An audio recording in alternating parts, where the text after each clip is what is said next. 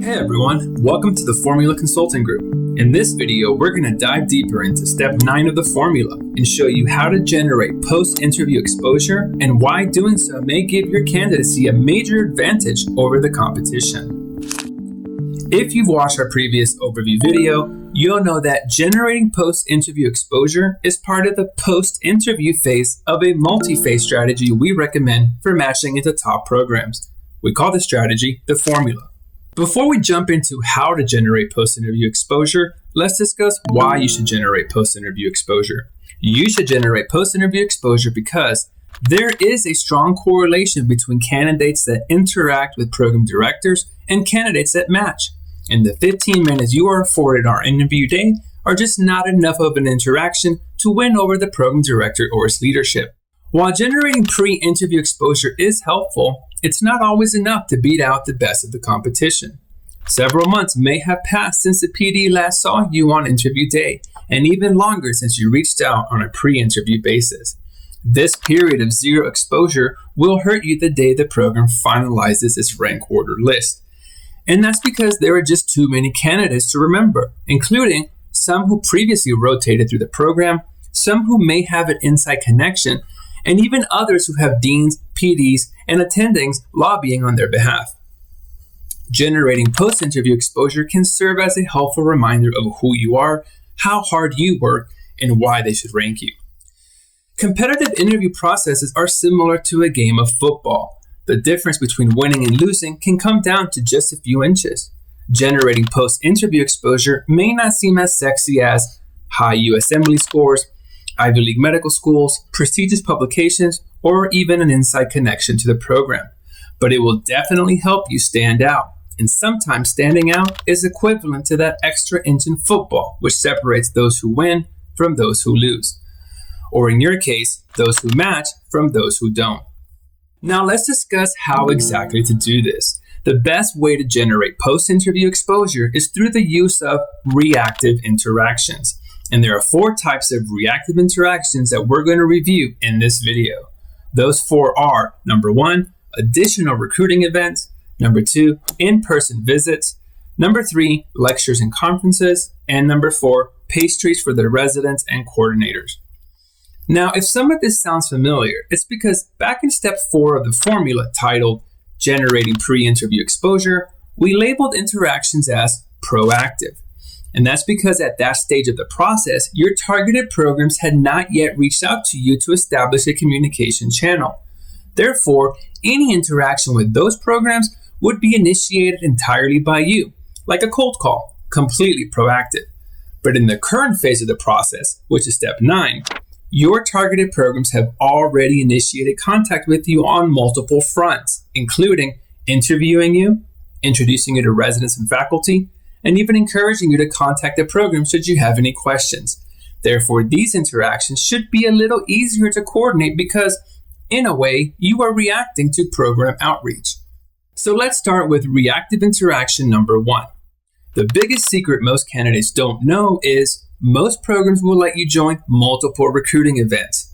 All you have to do is ask the coordinator if you can join additional events on their calendar to learn more about their program. Not only will they likely say yes, but you will make a positive impression as someone who is genuinely interested in their program. And the great thing about this request is it applies to almost every recruiting event, including meet and greets, diversity inclusion, advocacy meetings, and volunteer efforts. In other words, you could probably join as many meet and greets as you want.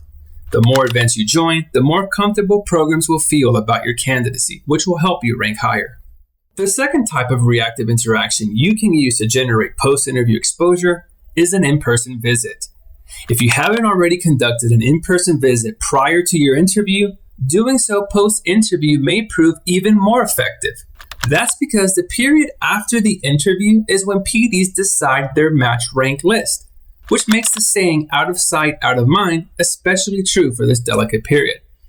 Therefore, interacting with PDs during this phase is crucial for keeping your candidacy at the top of their mind.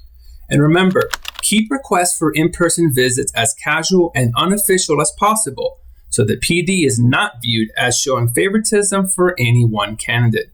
The third type of reactive interaction you can use to generate post-interview exposure also happens to be another big secret most candidates don't know, which is that programs will often let you join morning or noon lectures or conferences during your in-person visit. All you have to do is ask someone with authority like the PD, APD, or Chief Resident. For those of you wondering if joining virtually is just as effective, the answer is no. The point of joining a lecture is to do so in person so you can interact with the program's residents and leadership. The key to pulling this interaction off successfully is twofold. Number one, integrate this request into your in-person visit so it feels seamless to the program. And number two, stay as long as they will allow you to stay. And that's because any additional time you can generate with the team is an advantage to your candidacy. The fourth type of reactive interaction serves as a great way to have a program's leadership, residents, coordinators, and even faculty members remember you. And that is to bring a box of pastries. Yes, some people will roll their eyes at the very notion of doing something like this, but when done correctly, you'd be surprised how often this interaction makes a real difference. And that's because this interaction is similar to the thank you note strategy discussed in step 7, in that the pastries should be addressed to the team, not the PD. To pull this off successfully, don't ask for permission or announce it ahead of time. That would just make it weird. Simply bring the pastries with you during your in-person visit and drop it off with the coordinator. Don't make it a big deal.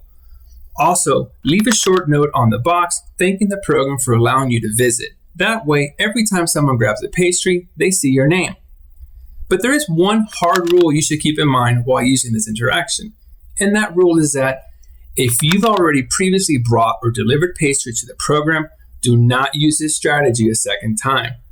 Doing it more than once may make your recipients feel uncomfortable.